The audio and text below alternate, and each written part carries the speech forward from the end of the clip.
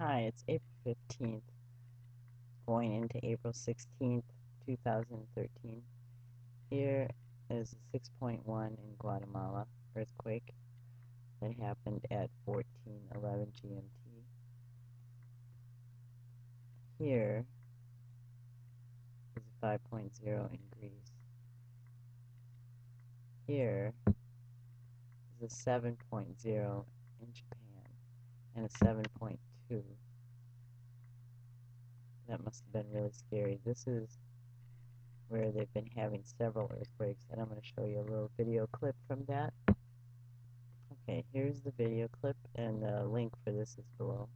We've got a 7.0 magnitude earthquake that has just hit the exact same region in southern Japan that was hit yesterday by a magnitude 6.2 earthquake. You can see the region here. It's the Kumamoto Prefecture, and we saw a tremendous amount of damage from the quake yesterday. We don't have damage reports in just yet on this latest quake, but this is what the quake yesterday left behind. Folks in the streets, they're afraid to go into buildings because there were so many aftershocks. Hundreds of aftershocks, dozens of those being over a 4.0 magnitude. You can see the damage there. Now, rescues were underway. We've heard so far of 9 confirmed deaths and over 800 injuries. Again, this was from the last quake. Remember this? Look at the region that it's in. The exact same area, magnitude 6.2. But today, again, this is what we've got going on Friday night, local time in Japan, a magnitude 7.0. We're still waiting to find out the very latest on any additional injuries that may have happened. But again, this is nighttime there, so it may not be until tomorrow morning that we get more information. Okay, so this is what it runs into after the commercial that I blocked from you. Look at this shaking. This occurring during a magnitude 7.0 quake. This is southern Japan, and this is what the streets look like. People out in them, buildings collapsing.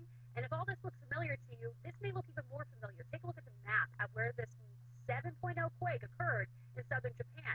It's the Kumamoto Prefecture, and it may look familiar to you because these images took place the night before. That's right, this was Thursday night, where you can see people out in the streets and injuries galore, at least 800 injuries from the quake that shook and created this damage. That was a 6.2, and if it looks familiar to you in the pictures here, look at the map, the exact same region.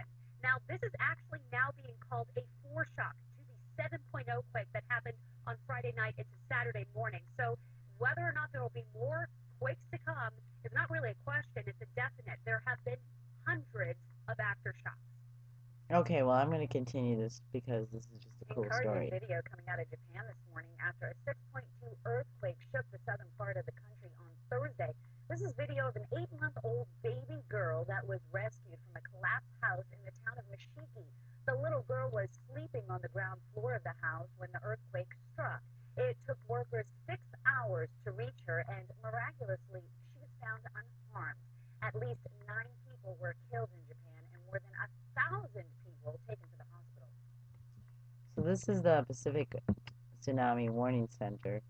I just want to point out the Indian Ocean Tsunami Warning Area is discontinued, which is crazy. But what does it say? Click to read about if there's a tsunami. It says, notice, notice, notice, this statement has been issued for information only. Um, preliminary earthquake perimeters, magnitude 7.1, depth 10 kilometers, 6 miles. Um, Japan has issued a tsunami advisory for their nearby coasts. Based on all available data, there is no tsunami threat from this earthquake for any other coast. And I haven't been able to find any other area saying that we need to worry about tsunamis from that earthquake. Here's more information. The link for this will be below. Okay, here's the National Data Buoy Center, um, owned by Miyagi, Japan, Japanese Meteorology Agency. Um, this is a little bit difficult to understand for me. Oh, okay, so the green is 1 minute, the red is 15 seconds. I guess. I don't know what that means. So it lets you know there was a little bit of action going on here. Okay, so that's that. Alright, so here's the interactive map by the National Data Boys Center. You can see these are moving right here. Let's see a little closer here. Let me click on it and see what happens. Oops. Let's bring it down here. View event details. Oh. Okay, so then we're right back where I was. Okay. I'm gonna stop this. Alright, so I'm back to where the boys are moving. I just want to click on here so you can see this graph in comparison to, say, let's go to a different one. Let's say this one. Oh, so there's not a graph there. What about over here? Okay, well, there you go now. You kind of get an idea. And I'm not going to spend some time looking at that right at the moment because you do realize that this is a very bad earthquake that happened here. Now, this is an interesting PDF that I came across talking about radar used by the U.S. Coast Guard for search and rescue. And I'm just going to move down here really rapidly to about there. So here you can see some pictures of the radar, and there are a lot of them on here. But as we move down, it says, talking about how many lives were saved and how many were unaccounted for. 3 searches a day, 1,000 a year. Cost $10,000 an hour to search. So the total cost is $30 million. And here's a little equation for you. But this kind of verifies my idea of using radar as a way to track where we are. I'll leave the link for that below. You know where I found this? That was on here, and the link for that will be below. Okay, and on here is a little more information about this particular Calypso radar and how it works. The link is below for that. Okay, and then if we go right onto here and click on that, what is Captain Online? Okay, this little picture of the radar and the things that they are used for. Sea wave conditions, 3-hour predictions of significant wave height, wave direction, peak and mean period, sea surface, current maps and drift, hourly 20 plots of surface circulation, transects, and trajectories generated from HF radar data. I'm sorry, I'm tired. Sea surface temperature, daily satellite 2D maps, and 3 hourly predictions. Atmospheric forecast, 3 hourly 2D maps showing prediction for air temperature, wind, atmospheric pressure, and precipitation. Captain is an application developed by the Physical Oceanography Research Group, Department of Geosciences, University of Malta, as part of the Calypso FO project. It uses HF radar operational data, satellite data, and numerical models to provide information on the present and predicted sea conditions in the Malta-Sicily Channel. Interesting? Yes. I think so. And on this site, you can see how it monitors the ocean and the water movements. Here's the current time right here. This is all important for if you're looking for tsunamis, for one thing. But it also lets you know, like they were talking about the search and rescue, they are to paying total attention to what's going on, somebody on the in the water.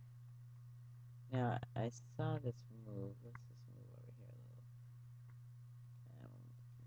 a little. Move it over here. I'd like to get a loop. And this says I could log in for full service if I wanted to, but I don't. So let's move it up here to see how it turns.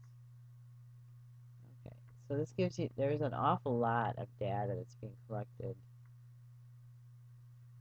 about the oceans with radar. And here is one more part of that system where you can see how these radars just from these 3 different places are triangulated to let the computer pick up the information and understand how the current or the wind is blowing. So it sets them against each other and makes like a hologram.